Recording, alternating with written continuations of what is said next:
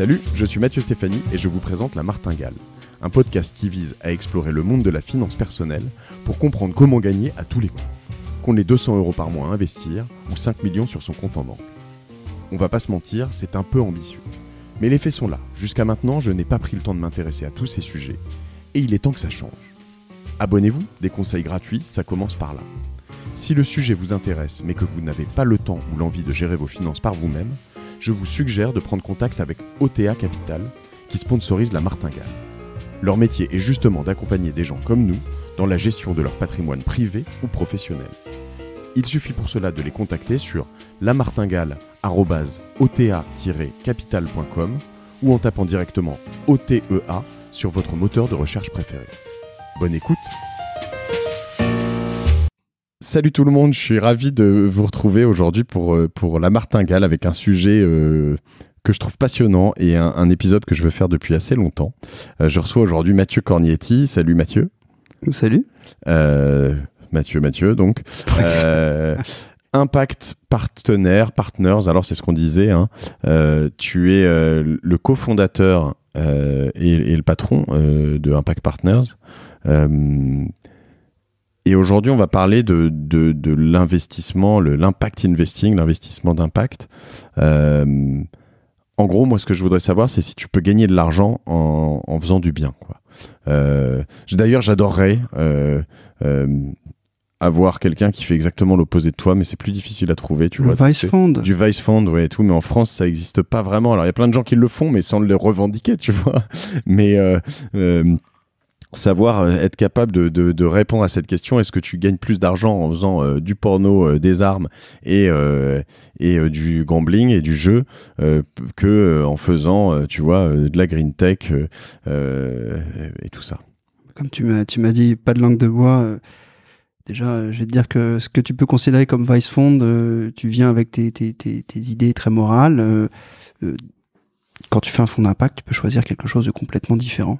Je vais peut-être parler de notre, et je reviendrai sur ton point, mais je vais peut-être parler de notre genèse. Ouais. On est en 2005, des émeutes urbaines en France, un électrochoc pour toute notre société. Un électrochoc pour toute la société, y compris nos élites, et on a une centaine de grands patrons, de personnalités qui se sont dit, il faut qu'on fasse quelque chose. On n'a pas tout essayé. On devrait peut-être aider des entrepreneurs à y créer plus d'emplois. Alors, une fois qu'on part d'une bonne idée, on est quand même coincé à cette époque. On parle pas d'impact investing. On est coincé entre le private equity et la philanthropie. Ce modèle-là, il a mis quelques temps à se...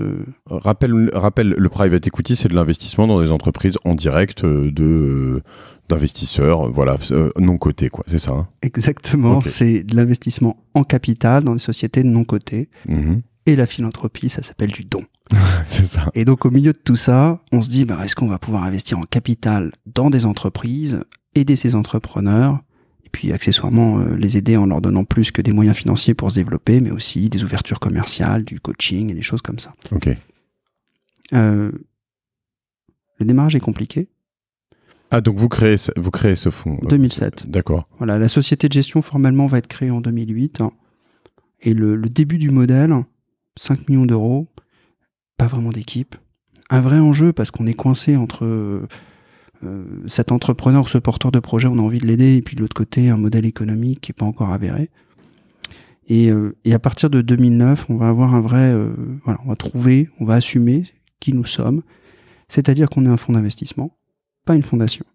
C'est-à-dire que il nous faut une performance financière pour prétendre à une performance sociale. D'accord. Alors dit comme ça, on n'est pas en train de dire qu'on fait soit l'un soit l'autre, c'est pas ça. C'est si tu veux créer de l'emploi dans un quartier populaire, tu veux créer de l'emploi de manière pérenne, il te faut une entreprise rentable. Et une entreprise rentable, ça va créer de la valeur pour ses actionnaires. Donc clairement, une performance financière pour prétendre à une performance sociale. Et puis on va faire 15 investissements. En fait, juste pour revenir là-dessus, sur ce point, ce que vous dites, c'est que financer des entreprises en disant elles vont vivoter, qu'elles marchent ou qu'elles marchent pas, finalement c'est un peu de pas forcément de la vraie philanthropie dans le sens où tu peux te dire bon, j'ai investi certaines personnes richissimes, ou tu dis j'ai investi dans pas mal de choses, j'ai gagné pas mal d'argent, j'ai investi dans ce truc-là, j'y crois pas trop, mais bon, c'est pas grave, ça va faire bosser des gens, ça marche pas. Mais moi, une entreprise, soit elle est rentable, soit elle perd de l'argent. Si elle perd de l'argent trop longtemps, elle est morte. Voilà. Les entrepreneurs qu'on accompagne, on va être très clair, ce sont des entrepreneurs qui ont fait tout seuls dans leur coin. Ouais. Et c'est des entrepreneurs qui sont rentables. Et ce sont des entrepreneurs qui ont de l'argent sur le compte en banque et qui ne nous attendaient pas pour continuer. Simplement, nous, on vient et on leur dit, on va vous aider à accélérer. Est-ce que là-dedans, tous ces, sans citer, d'ailleurs j'allais le citer, mais tous ces grosses ou énormes organismes de microcrédit, par exemple, etc., ça, on est plutôt justement dans de la fondation où on distribue beaucoup de petites micro-sommes, où il y a quand même justement un... Alors là, tu touches à d'autres sujets, ouais. Mais j'aimerais bien y revenir après. Ok. Parce qu'effectivement, le microcrédit fonctionne avec des subventions, avec de la philanthropie, avec beaucoup de garanties publiques. Nous, on est dans un autre univers. Un ticket moyen, quand on a commencé, qui était autour de 500 000, 600 000 euros. Aujourd'hui, on investit sur ces fonds croissance, on appelle croissance, 1 500 000 euros en moyenne. Donc, on est vraiment sur des besoins en capitaux significatifs. Et à la fin, bah écoute, juste pour qu'on te donne tout de suite le résultat, de 2010 à 2014, on a fait 15 investissements. Et on a eu 15 belles histoires. On les a retrouvées d'ailleurs, on a écrit un livre qui s'appelle Impact et compagnie, préfacé par Eric Orsena, chez Erol, toujours dans les bonnes librairies. Et ces 15 entrepreneurs, bah écoute, c'est simple, on a fait quelques sorties. En moyenne, on a fait 3,6 fois la mise. Et sur le fonds global, on va faire au moins 2,5 fois la mise. Oui, c'est pas dégueu. Non. On est au-delà de ce qu'on pourrait appeler notre marché de référence, que serait le capital développement en France. On a une performance financière qui est avérée. Et c'est de l'impact. Alors, c'est quoi justement la définition? Parce que là, tu me dis que donc, vous faites ces choses-là, mais donc c'est des sociétés qui ont créé des emplois. Bon, bah fine, moi j'ai une société qui crée de l'emploi, mais je peux pas être considéré comme l'impact investment, non. Si, peut-être. Alors, en fait, j'ai tendance à mettre l'accent sur la performance financière parce que depuis 10 ans, on nous dit, explique... Ça peut pas faire que gagner d'argent, oui, je comprends. Voilà. Non, mais bien Quand sûr. on a commencé, c'était Mathieu, écoute, on regardera deal by deal et on regardera si un jour t'as une belle histoire. Au bout de quelques années, nos souscripteurs nous ont dit, mais si vous rendez l'argent, c'est exceptionnel. On parle de petits tickets, on parle de quartier populaire, on parle d'une conjoncture, on commence en 2010, c'est la fin du monde. Et puis aujourd'hui, on va avoir un TRI net d'environ 10%. Donc la performance, et ce qui est... Les choses sont complètement liées, je vais prendre des exemples. Premier investissement qu'on ait réalisé, Ecolotrans, un dirigeant remarquable, Yacine Cara, qui fait de la logistique dernier kilomètre électrique frigorifique. Pour faire simple, il a des camions, un bloc froid qui est branché, non pas sur la batterie du véhicule évidemment, mais un système ingénieux. Et puis, on l'accompagne, il fait 300 000 euros de chiffre d'affaires. Aujourd'hui, Ecolotrans, c'est plutôt 9 millions. D'accord. Il a 7 salariés. Aujourd'hui, il en a plus de 100. Et un vrai enjeu. C'est-à-dire que ces camions électriques, démarrage, il a recruté un chauffeur expérimenté poids lourd. Et puis il a recruté un petit jeune qu'il a formé à l'éco-conduite. Et quand on parle de véhicule électrique, toute l'attention médiatique, elle est portée sur la batterie. La réalité, c'est que l'autonomie du véhicule, c'est aussi et surtout la conduite. T'appuies sur le champignon au feu rouge, t'as juste un problème. Le dirigeant s'aperçoit qu'en fait, le jeune formé à l'éco-conduite en apprentissage a 30% d'autonomie de plus comparé à celui qui était expérimenté. Le résultat, c'est qu'en 6 ans d'accompagnement, Ecolotrans a formé plus d'une 50aine de jeunes à l'apprentissage, enfin par la voie de l'apprentissage, à la livraison de dernier kilomètre électrique, et que la majorité de ces jeunes ont été recrutés en CDI. Et quand on est sorti, c'est un industriel qui nous a remplacés, tous ceux qui ont regardé l'entreprise ont dit, mais attendez, ils n'ont même pas cherché le niveau de chiffre d'affaires ou la rentabilité, ils nous ont dit, vous êtes sur la livraison de dernier kilomètre, il n'y a quasiment pas de turnover. Tous les salariés sont loyaux, tous les salariés restent, et ça vaut de l'argent. Donc, une performance sociale avérée, une performance financière, puisque à la fin, évidemment, le repreneur, l'acquéreur, valorise ça. On investit dans Recycle Matelas Europe. Donc attends, pardon, le performance sociale là-dessus, on est sur pas mal de, on coche pas mal de cases. Donc un jeune qui est là, t'es dans des quartiers, tu disais. Là, on a 50 jeunes. Même, je pense qu'aujourd'hui, on doit être à 80 jeunes qui sont sortis du système scolaire, qui ont été insérés professionnellement, avec un diplôme. Du véhicule électrique aussi, évidemment. Exactement, c'est-à-dire le passage du permis, la livraison des courses et en fait à la clé un CDI pour des jeunes qui étaient déscolarisés. D'accord. Et je parle que de l'enjeu social. On est né sur les sujets sociaux. Je ne parle même pas de l'enjeu environnemental lié à cette livraison dernier kilomètre électrique. Ok. T'allais parler d'un autre dans le matelas. Même logique, exactement. Alors, ce qui est drôle, c'est que tous ces parcours et ces profils, on peut les retrouver justement dans ce livre. C'est que on va devenir expert de sujets assez surprenants. 5 millions de matelas chaque année mis à l'enfouissement. Dans les matelas que tu vois sur le trottoir. Il y a 7-10 ans, 7-8 ans, quand tu te demandais mais qu'est-ce qui se passe avec mon matelas que je mets que je retrouve sur la voirie, eh bien, on les envoie en centre d'enfouissement technique. Voilà. C'est considéré comme un déchet ultime. Alors, un centre d'enfouissement technique, c'est qu'on les enterre. C'est un gros trou. Voilà. Je m'étais jamais posé cette question, figure-toi, Mathieu, mais maintenant que tu le dis, ça me choque un peu. Donc Alors que tu te dis pourtant, tous ces matériaux, on pourrait les réutiliser. Alors déjà, il y a un problème économique. Nous, à chaque fois, il y a un problème économique. C'est-à-dire que le centre d'enfouissement technique, il est payé au poids, puis un matelas, ça prend de la place. T'as beau tasser, ça reprend sa forme initiale. C'est une tannée pour ces centres d'enfouissement technique. Et nous, on croise la route de 2 entrepreneurs à côté de Mantes-la-Jolie qui ont 7 salariés, une capacité à démanteler tous les types de matelas, qu'ils soient en ressort, en mousse de polyuréthane ou autre, et à valoriser 92% des matières premières. On va investir 1 million d'euros. Je reformule, ça veut dire qu'ils vont te les défoncer, te les machins, et puis ils revendent les matières premières qu'ils ont sorties de tout ça. Exactement. Tu as 2 sources de revenus pour l'entreprise. La première, c'est qu'au lieu que toi, imagine, tu es un vendeur de matelas, tu fais un geste commercial, c'est que pour toute literie achetée, tu reprends l'ancienne literie. Okay. Donc, tu accumules dans ton magasin des vieux matelas et si tu veux t'en débarrasser, il va falloir que tu payes assez cher, finalement, ces centres d'enfouissement technique. Donc, tu vas dire, écoutez, plutôt que de payer pour que ça aille dans un trou, je vais payer Recycle Matelas Europe. C'est le nom de l'entreprise. C'est dans la Seine, c'est plus simple. Ouais, t'es en France. Je vais pas citer d'autres pays dans lesquels. On a eu on en avait déjà plein des blagues sur. Ce qui se trouve qu'en fait, ils sont en plus à Limay, sur le port. Ils ont un site sur le port autonome. Mais j'ai toujours rêvé effectivement attendez les gars, on sait tous où ils sont passés les matelas. Donc t'es payé effectivement, allez, on va dire 2,50 € par matelas, et ensuite tu vas les démanteler. Donc je reprends ta formule, c'est pas les défoncer, c'est tu vas démanteler ces matelas et bien avoir tes matières premières différentes. Alors, et on dirait à peu près 2,50 € par matelas de valorisation matière. D'accord, et c'est beaucoup ça? C'est beaucoup quand 7 ans plus tard, tu as 5 usines et je pense que là, la société absorbe, je dirais 1 500 000 matelas par an. Ouais. En 2,50 fois 1,5 million. Ouais.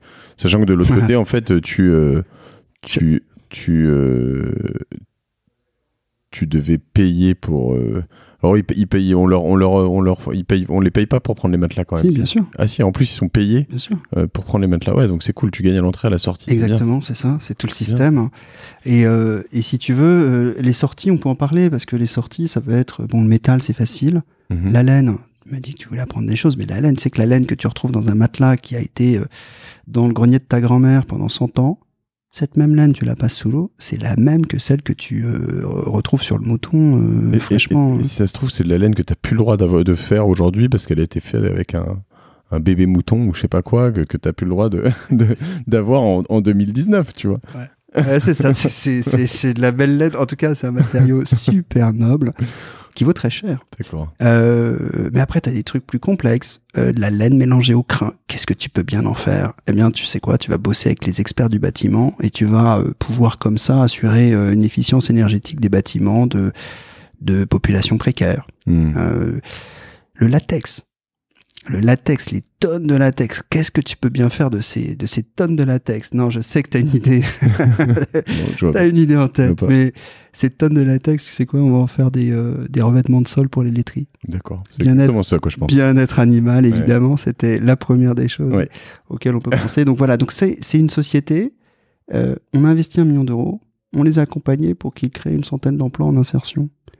À chaque fois, en fait, on les a aidés à obtenir cet agrément entreprise insertion parce que prioritairement, leurs salariés sont des primo-arrivants, des gens qui sortent de prison et des gens, en tout cas, qui sont trop éloignés de l'emploi pour rentrer sur le marché du travail sans un accompagnement significatif et social. Voilà, donc ça, c'est, si tu veux, c'est des... et celle-ci, vous êtes sorti pas encore? Pas encore. D'accord. Pas encore, mais c'est une très belle histoire. On est sorti... là, je vais essayer qu'est-ce qu'on a fait? On a accompagné une société, un entrepreneur là encore remarquable, OxyLife, service à la personne pour des clients en situation de handicap. Ouais.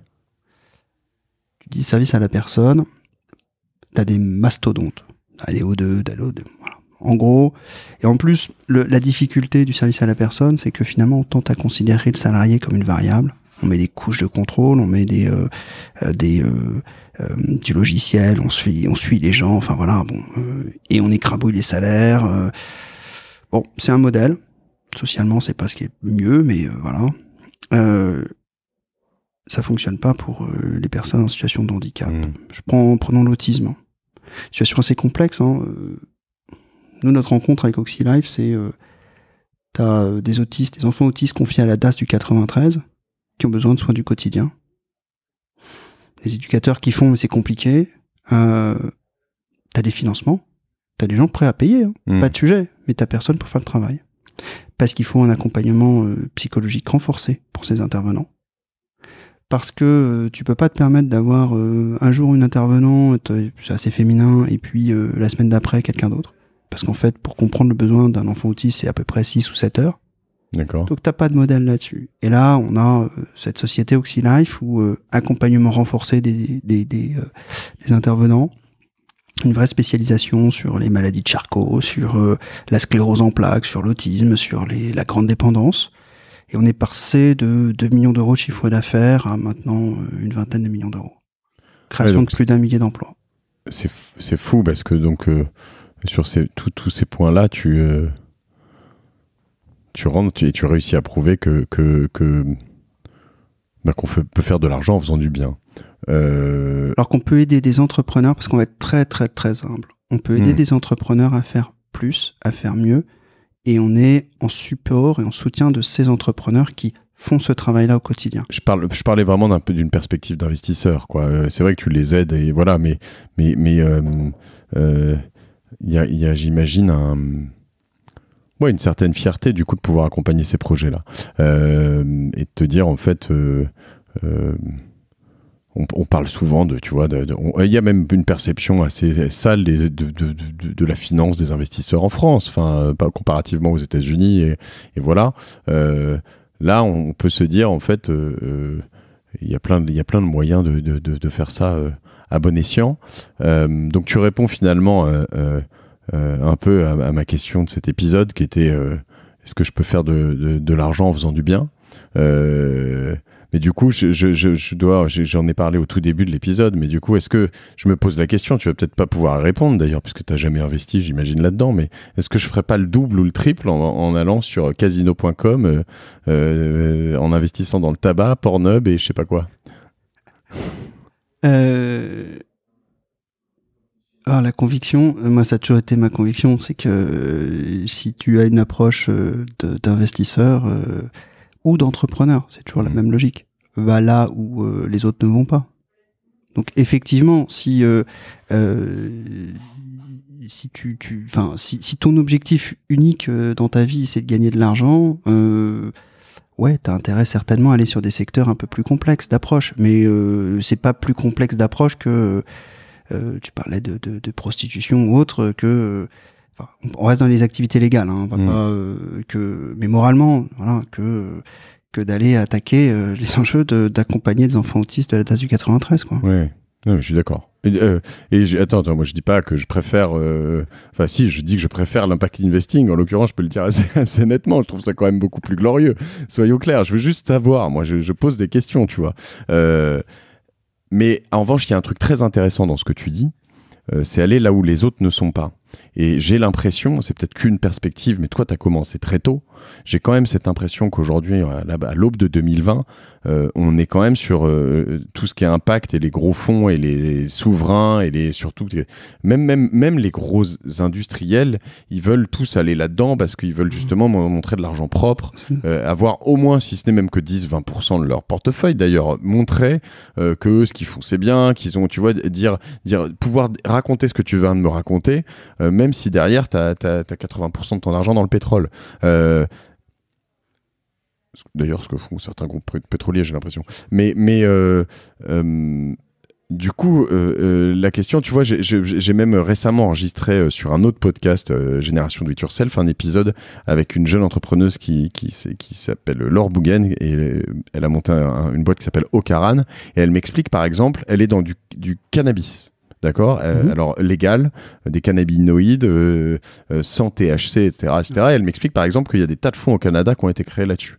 Ouais. Et eux, alors par exemple, ils doivent allouer une partie de leurs investissements en Europe, parce qu'ils doivent ventiler un peu les choses, et puis ils trouvent pas beaucoup de projets. Donc du coup, ils sont avec beaucoup d'argent et ils trouvent pas beaucoup de projets. Donc ça fait péter les prix dans les investissements. Voilà. Donc du coup, ça fait, j'imagine, potentiellement baisser ta rentabilité. Est-ce que tu arrives est-ce que je suis clair dans ce que je dis? C'est clair. En fait, tu parles de concurrence. Tu parles d'un marché qui serait où il y aurait trop d'argent. Et à la fin, est-ce qu'on a une utilité? Alors, je changerai pas. Encore une fois, je t'ai dit, moi, pour avoir une performance financière, une valeur ajoutée, une additionnalité dans ce qu'on fait, je considère qu'il faut accompagner des gens qui ne le seraient pas par d'autres. Et donc, le rêve qu'on a, et depuis le début, c'est de se dire, ces entrepreneurs qu'on accompagne, qu'ils soient dans des quartiers populaires, mais aussi, n'oublions pas la ruralité, les zones de revitalisation rurale, l'outre-mer. Je veux dire, franchement, si demain c'est mainstream de faire ce qu'on fait, et qu'on n'a plus de raison d'être, eh ben on sera super content. Malheureusement... Tu vas faire du porno. Non, maman, si tu m'écoutes, je n'irai pas faire du porno, même s'il n'y a plus de problème dans nos quartiers populaires. Et d'environnement, et de... Mais on trouvera... t'inquiète pas, on trouvera toujours un problème. Ouais. On est français, donc on est très très fort sur ces sujets. Donc...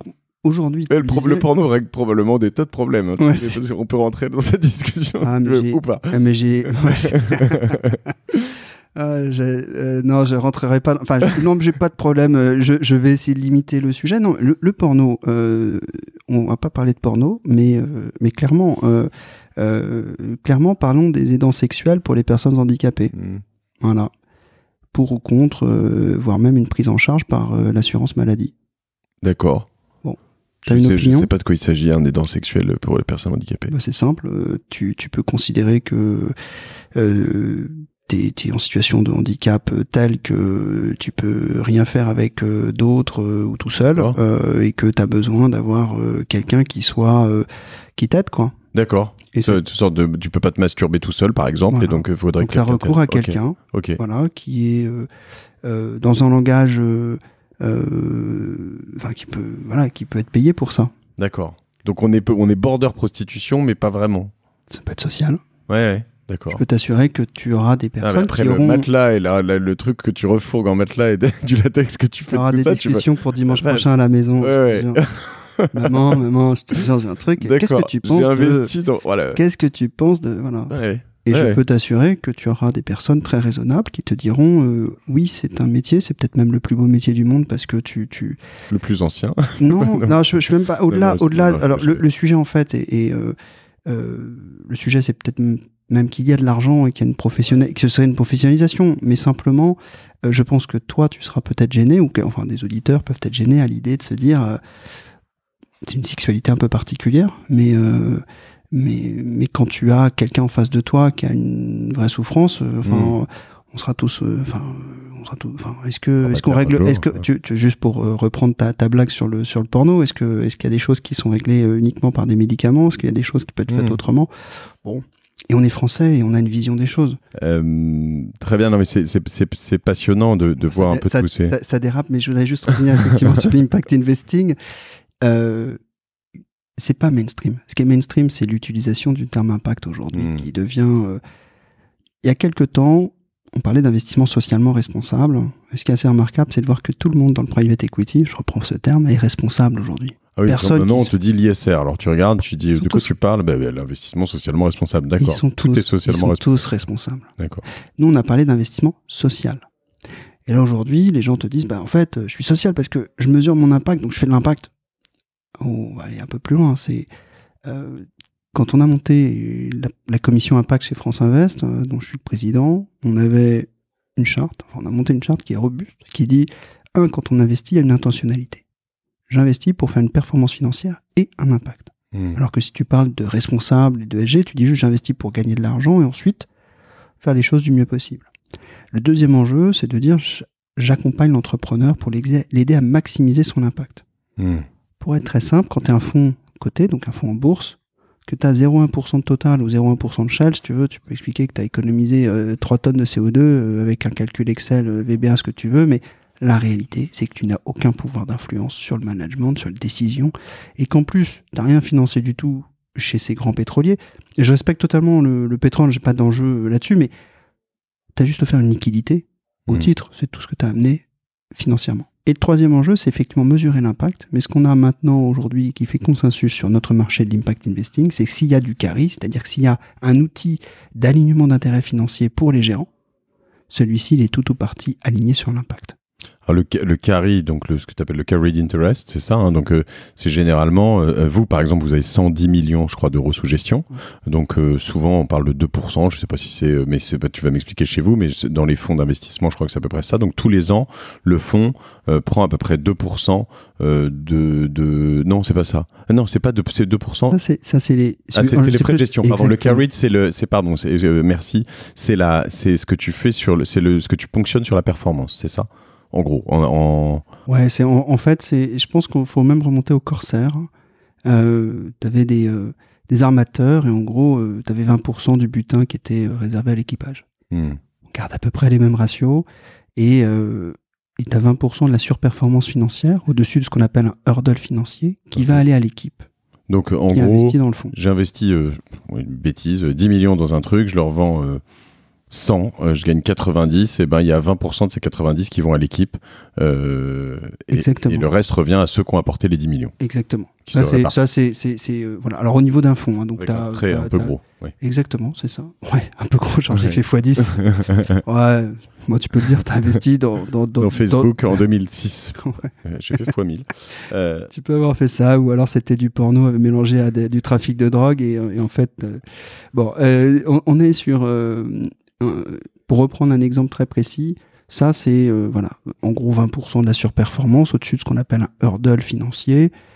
C'est assez standard. Le hurdle financier, en général, c'est autour de 8% de TRI net pour les souscripteurs, et puis au-delà, 20% va à l'équipe. Alors, nous, on a un enjeu, c'est qu'on avait besoin d'expliquer il y a quelques années à nos souscripteurs qu'ils investissaient pour une performance financière et une performance sociale, pas l'un ou l'autre.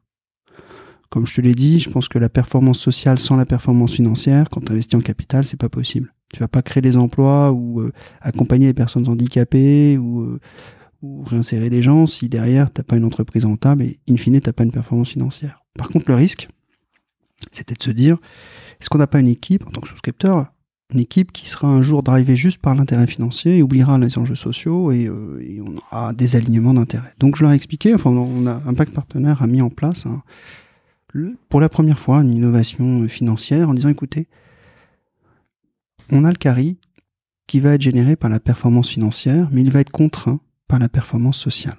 Alors, je vais revenir sur notre exemple de Matelas.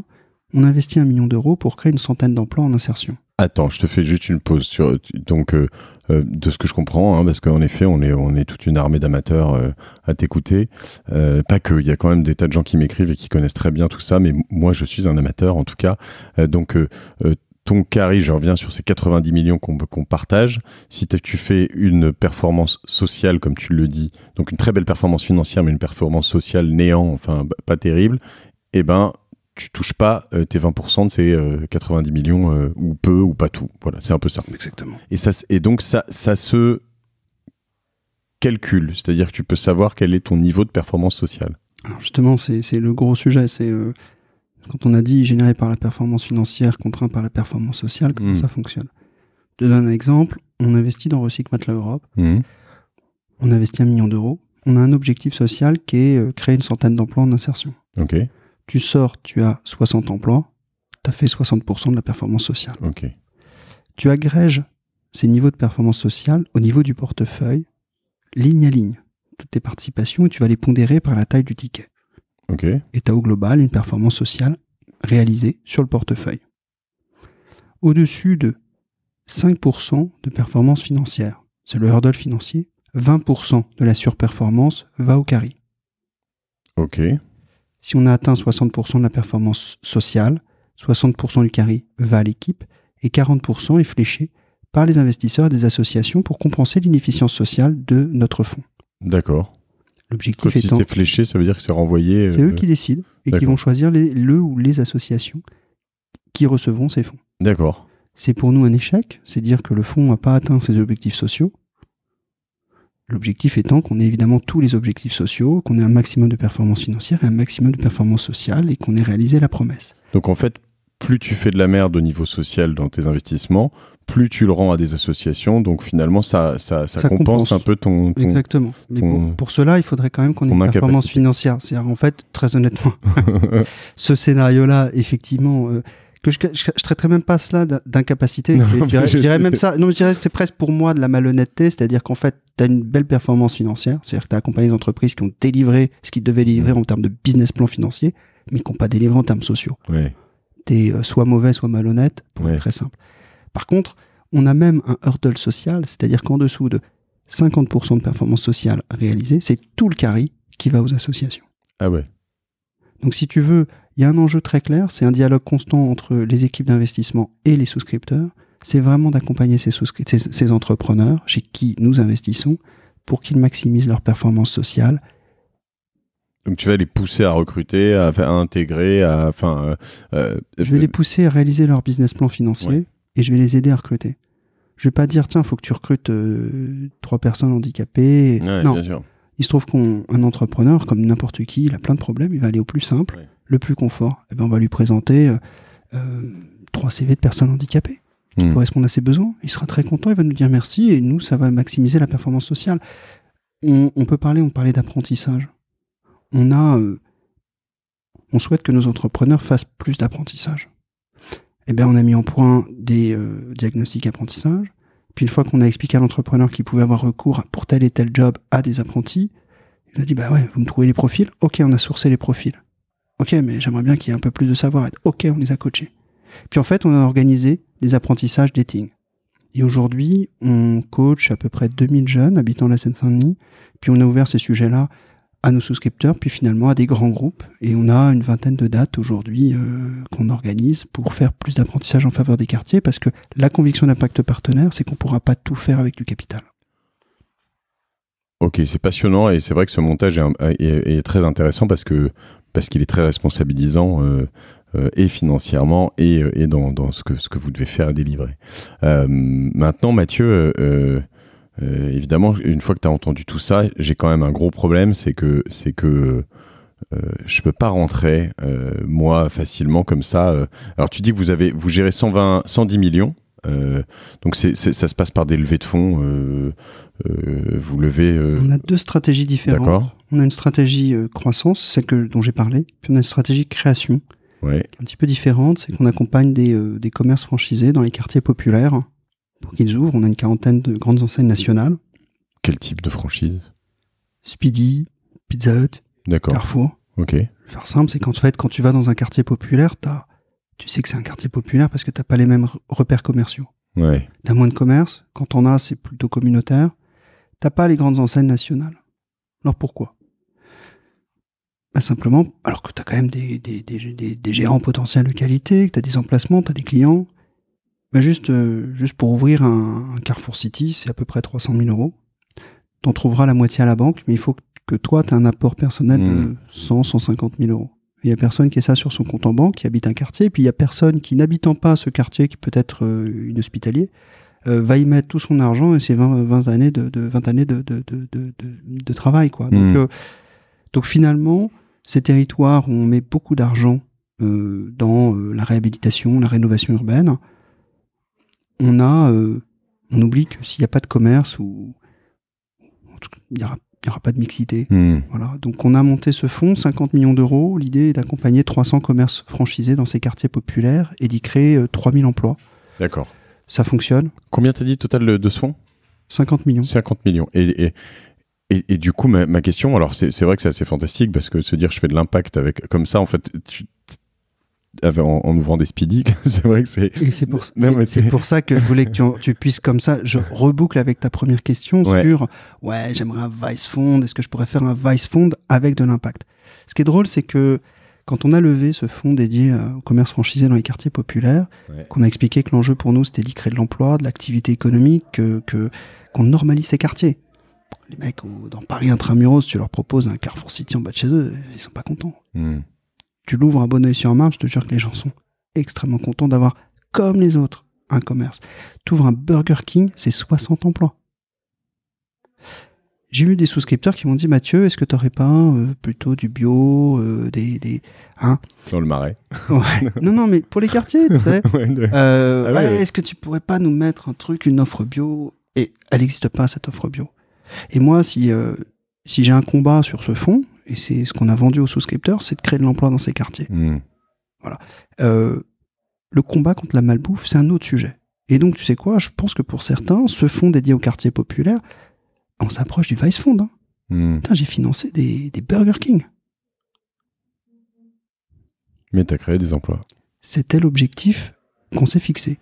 Et je suis persuadé que de l'autre côté, on pourra trouver aussi des fonds qui vont travailler, qui vont avoir un impact environnemental remarquable, mais qui socialement auront peut-être malheureusement des externalités négatives. Je comprends. Alors pour rentrer par exemple dans ce fonds de 50 millions, t'as, j'imagine, donc des tas d'acteurs, gros privés, institutionnels, des publics peut-être d'ailleurs. Énormément de public, ouais. Tu sais, je veux dire, sur les sujets des quartiers populaires, je parle pas des enjeux de handicap, mais quand on parle des quartiers populaires, on va parler de pauvreté. On va parler de sujets qui sont pas extrêmement sexy. Entreprises qui vont dépenser beaucoup d'argent pour une image employeur, une image de marque, et t'as pas forcément envie d'associer ton image à ces sujets, quoi. Voilà. On a beaucoup de mal en France avec la pauvreté. Résultat, c'est qu'on a beaucoup de soutien public, BPI France, Fonds européen d'investissement, la région, les caisses des dépôts. Soutien, mais investissement. C'est-à-dire que eux, en plus, tu leur rends de l'argent en plus, quoi. Donc c'est pas de la bienfaisance. Enfin, c'est aussi, mais c'est pas que. Non, c'est de l'investissement. Et d'ailleurs, la terminologie, c'est des investissements market oriented. Voilà. Clairement, ils se considèrent comme du privé, mais on n'existerait pas sans eux. Donc, si tu veux, je considère que c'est un soutien très, très, très, très fort. Le fonds dédié aux franchises, au commerce franchisé, c'est juste une idée complètement folle. Et pour être très simple, c'est Nicolas Dufour, qui est le DG de BPI France, qui nous a dit faut y aller, il faut se lancer. Et ensuite, on est extrêmement heureux de pouvoir avoir le soutien de quelques privés, comme BNP Paribas, comme la Française des Jeux, qui nous ont dit ok, on vous fait confiance, on va y aller.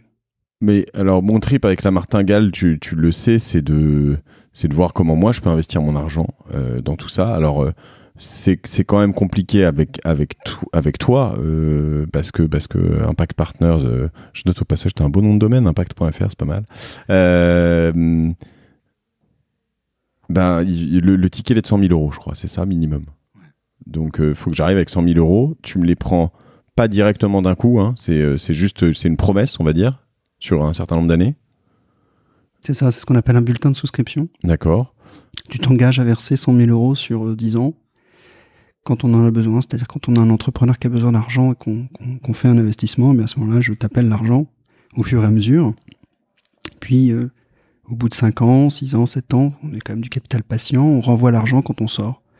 Ça veut dire qu'en fait, si tu t'es engagé sur 100 000 euros, statistiquement, dans un fonds de private equity, tu vas être réellement exposé en année 6 à 85 000 euros max, quoi. Voilà. Puisqu'en fait, tu vas commencer à avoir des retours avant de renvoyer tout l'argent. Donc, faut avoir un peu d'argent, évidemment. Hein, c'est pas du. C'est pas un peu, c'est que t'es considéré comme un investisseur professionnel. Donc, t'as un niveau de patrimoine qui est significatif.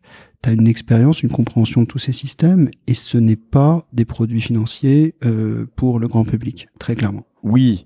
Je comprends maintenant, pour certaines personnes qui ont des bons salaires, des gros salaires, des entrepreneurs qui ont fait des exits, même à 1 million d'euros. Là, t'es dans ce que l'autorité des marchés financiers va qualifier d'investisseur professionnel. D'accord. Et donc, mais ce que je veux dire, c'est que tu peux te dire, même si, je sais pas, quelqu'un qui va avoir un foyer fiscal qui gagne beaucoup, hein, mais je sais pas, 200 000 euros par an, tu peux te dire, bon, je mets... j'ai 20 000 euros de côté en année 1, je peux me dire que de toute façon, je peux mettre 10 ou 20 000 euros par an en plus dans ce fonds, donc c'est possible. Ce que je veux dire, c'est que... Non. Ça, ce serait irresponsable de le faire, c'est-à-dire prendre un engagement... Enfin, on est sur de l'investissement risqué. On est sur un laps de temps qui est très long, 10 ans en moyenne de durée de vie. Voilà, ça peut mettre 12 ans. Avant de récupérer ton argent. En fait, ce qui se passe avec les particuliers qui mettraient une quote-part de leurs revenus, on est plutôt sur des investissements avec une déduction IR, c'est-à-dire qu'on appelle tout de suite l'argent et tu prends pas d'engagement par la suite. Ce qu'il faut imaginer, c'est que si, pour une raison ou une autre, tu as souscrit 100 000 euros, j'ai appelé 90 000 euros et puis j'appelle tout à coup 3,30 € et que tu n'es pas capable de les envoyer, tu perds tout. Ça devient compliqué, si tu veux. Donc le private equity, en général, est réservé à des gens qui vont pas forcément raisonner sur leurs revenus, mais qui vont plutôt raisonner sur leur patrimoine. Ouais, d'accord. Et donc, en gros, tu as 10 millions d'euros avec ton bien immobilier, tu as 1 million d'euros qui traînent sur un compte, tu sais pas quoi en faire, et tu te dis, bon, là-dessus, de toutes les façons... je peux me permettre de pas récupérer cet argent pour 10 ans et je peux mettre 100 000 euros, oui. Là, on peut discuter. Et puis, souvent, dans ce type de population, tu as une banque privée qui va proposer du private equity. Et ce qu'on voit aujourd'hui, c'est que tout le monde, tout le monde dans notre société a envie de donner plus de sens à son argent et que tout le monde aujourd'hui est intéressé par aider des entrepreneurs qui changent le monde. Donc c'est pas si simple, sauf si vraiment je suis long en cash, comme disent les financiers, pour rentrer chez Impact. Est-ce qu'il y a des tampons, des choses qui font que je peux me dire, tu vois, alors on avait parlé un peu d'Impact rapidement, on l'avait touché du doigt, mais dans un épisode avec Georges Viglietti sur de So We Found, et eux font du financement participatif. C'est pas vraiment pareil, mais avec de l'impact. Il y a plusieurs boîtes qui font ça. Dès que si vous cherchez crowdfunding, financement participatif, impact, etc., vous trouverez des choses. Mais est-ce qu'il y a des gages de confiance, des tampons, est-ce que tu as des tips à me donner ou... Il y a effectivement, tu l'as cité, tu as des plateformes de crowdfunding, tu as des plateformes de... tu as après l'épargne salariale solidaire, tu as la capacité pour le salarié à mettre de l'argent, tu as des labels type Finansol qui vont labelliser ces fonds. T'as un écosystème qui est assez qui est adapté, y compris réglementairement, à un public, enfin un grand public. Après, en termes d'impact, c'est pas tout à fait la même chose parce que finalement, pourquoi c'est adapté au grand public ? Parce qu'en fait, c'est plus liquide. Donc, t'as des fonds dits 90-10 qui en fait ont des poches de 5 à 10% en solidaire et le reste est du socialement responsable investi en bourse. Donc, en fait, tu te retrouves avec un produit qui est pas uniquement dédié à financer des entrepreneurs sociaux. D'accord. Si je résume, alors je vais essayer de le faire comme ça.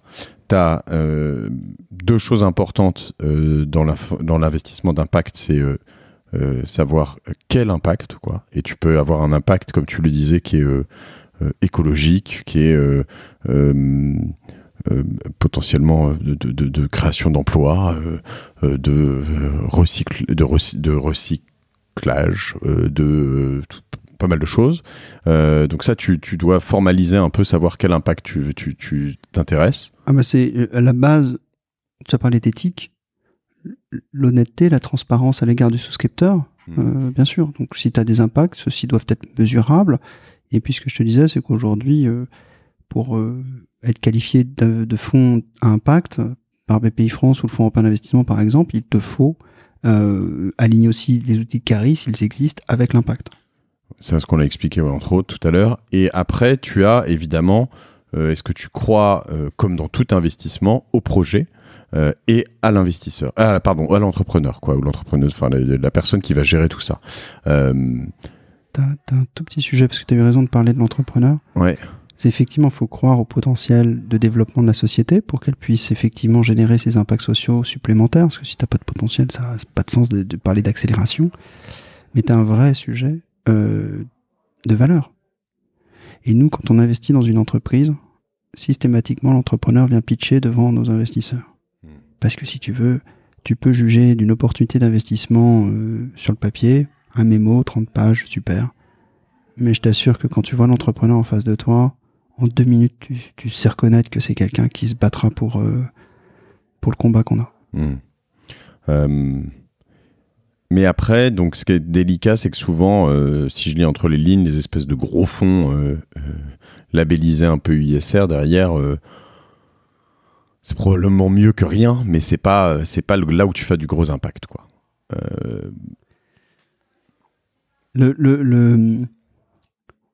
Si tu peux me permettre, le problème de l'impact est né parce que beaucoup se sont dit, il faut que je donne plus de sens à mon argent.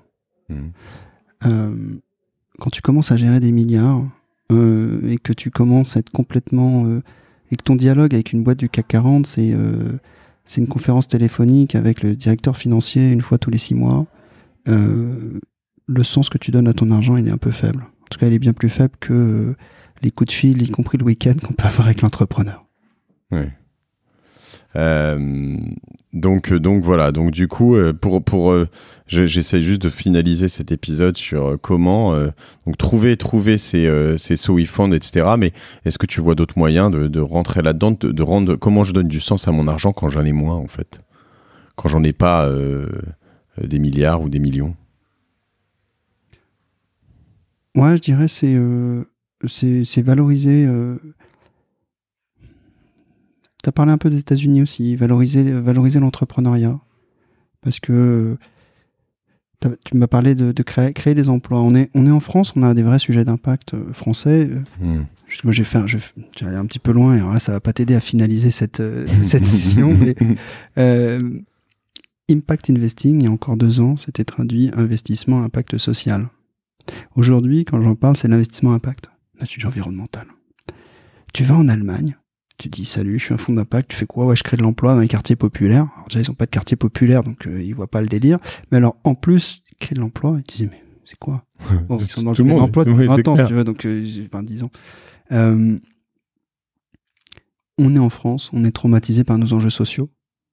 Et tellement traumatisé que j'ai envie de te dire que moi, le boulanger qui est en bas de chez toi, qui se lève tous les matins, qui a formé en 20 ans de vie professionnelle 40 apprentis à qui il a réglé des problèmes sociaux, perso, tout ça. Ces gens-là, ils ont un impact. Enfin, tu vois.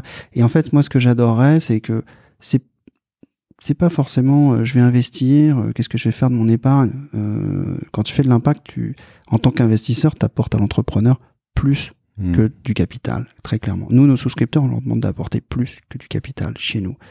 Et ben, je pense que la première des choses qu'on peut faire, nous, collectivement, en tant que Français, contribuables, citoyens, et avec un peu d'épargne, c'est pas une question d'argent, c'est juste aller reconnaître chez les entrepreneurs qui sont juste à côté de chez toi, ton boulanger, ton boucher, juste aller leur reconnaître une vraie valeur sociale et un engagement pour certains quand ils font le job bien. Donc déjà lui dire merci, quoi. Ouais. Et puis après, essayer de voir si tu peux investir dans ça de boucherie. Parce que je pense que tu connais plein d'entrepreneurs. Et tu sais quoi? Tous les entrepreneurs, ils diront la même chose en France. Ils te diront, franchement, j'aurais pu être salarié, je gagnerais plus d'argent et je me ferais moins chier. Non, mais tu sais que Alors, ouais, bon, alors ça là-dessus. Moi, je suis vraiment très. Je sais pas si c'est vraiment chier. Mais tu sais que je suis. Alors là, pour le coup. Excuse-moi, t'arrêtes-moi d'emmerde. Ouais, ça, c'est possible. Mais tu sais que ça. Bon, pour finir là-dessus, mais c'est que je l'ai fait encore ce midi. Tu vois, j'ai dit à mon garagiste, j'ai posé mon qui a refait mon scooter, qui m'a appelé hier pour me dire le phare est pété, ça coûte 300 €. Je lui dis, t'es obligé. Enfin, j'avais rien vu, moi, jusque maintenant, donc t'es obligé de le changer. Il me dit, ouais, je vais essayer de te bricoler un truc. Puis, il m'a économisé 300 €, il l'a pas fait.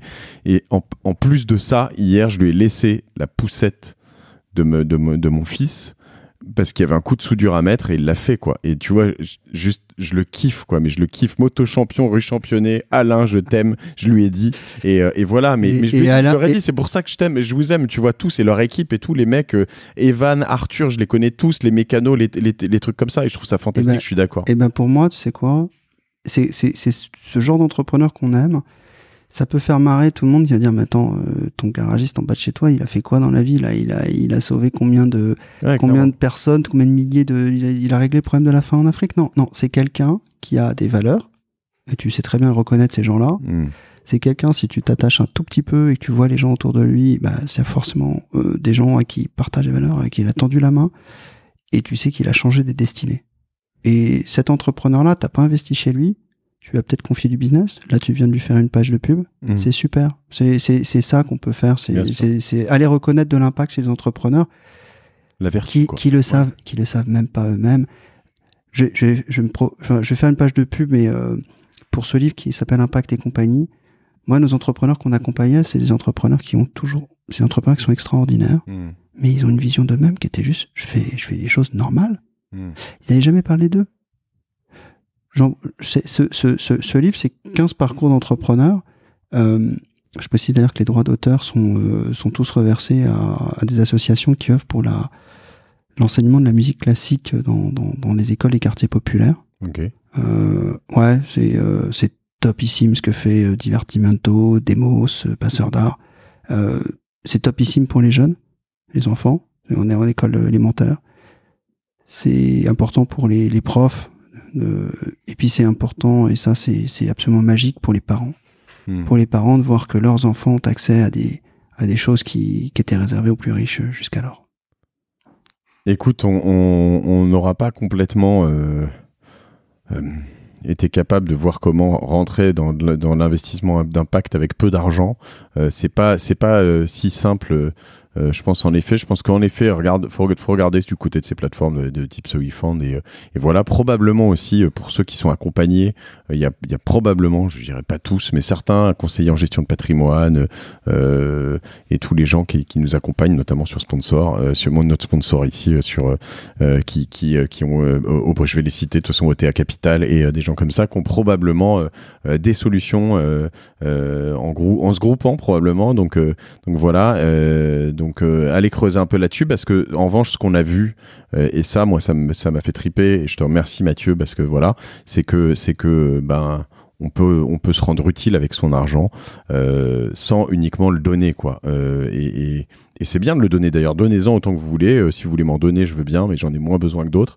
Je sais même pas comment tu vas te débrouiller avec une conclusion pareille. Sérieusement. Je suis en train de m'en Non. On parle d'impact, on parle de philanthropie.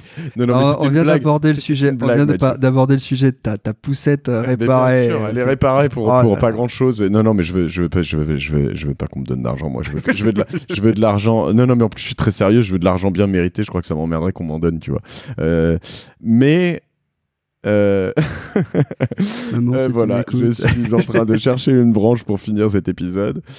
Mais bon voilà, si vous avez en tout cas beaucoup d'argent, appelez Mathieu, ajoutez-le sur LinkedIn, c'est Mathieu Cornietti et puis investissez dans Impact Partners et je te remercie pour cet épisode, pour tous ces nouveaux métiers que tu m'as fait découvrir et puis d'avoir ouvert mon avenir radieux d'investisseur amateur vers des voies, on va dire, plus glorieuses peut-être. Merci Mathieu. Salut.